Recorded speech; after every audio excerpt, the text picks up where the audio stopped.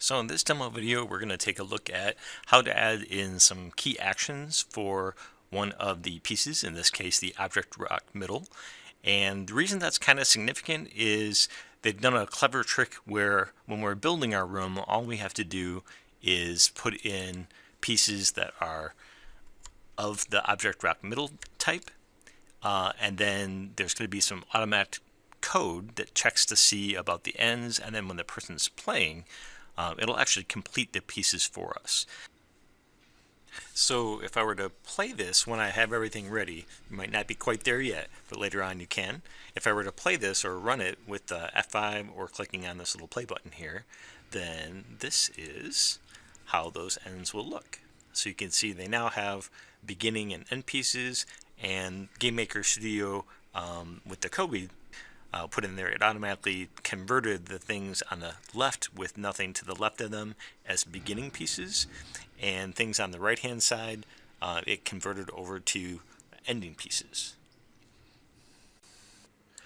It's a little bit of cleverness that makes it so the game can do some of the work for us.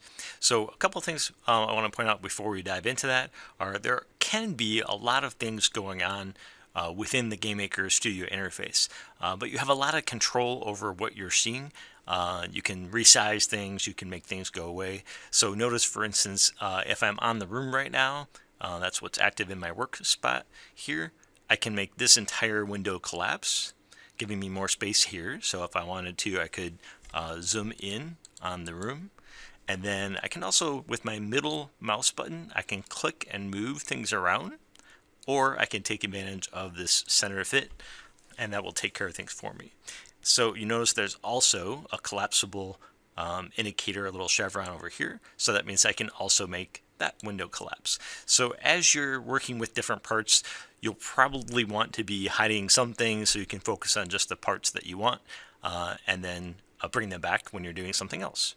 So in this case, what we're actually wanting to do is take a look at Object Rock Middle.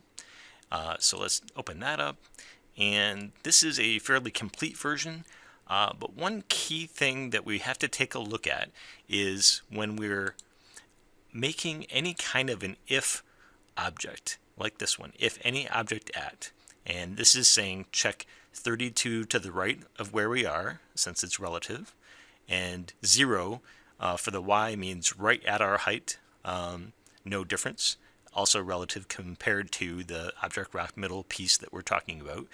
And then this not box is checked, so that means that we don't want anything there.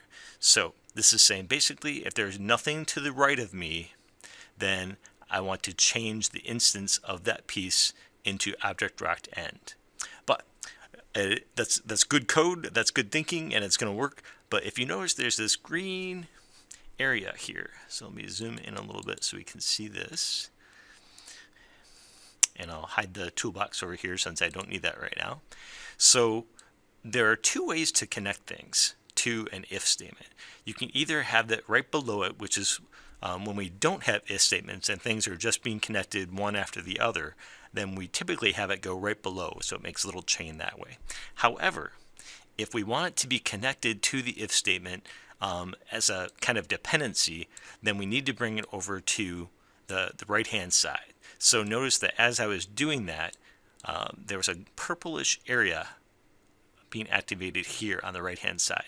That's important because if we don't do that, then it's going to be, if this happens, nothing's going to be connected to it, and then this would always take place.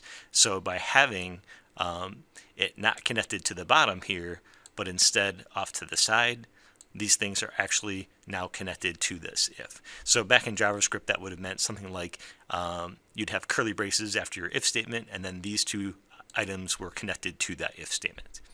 Okay, so just a quick reminder, if you want to take advantage of centering things, you can. You've got little chevrons that you can open and close as you're needing access to things. And then take advantage of the help system too. There's a pretty good manual where you can dig into stuff that you're looking for. All right, good luck.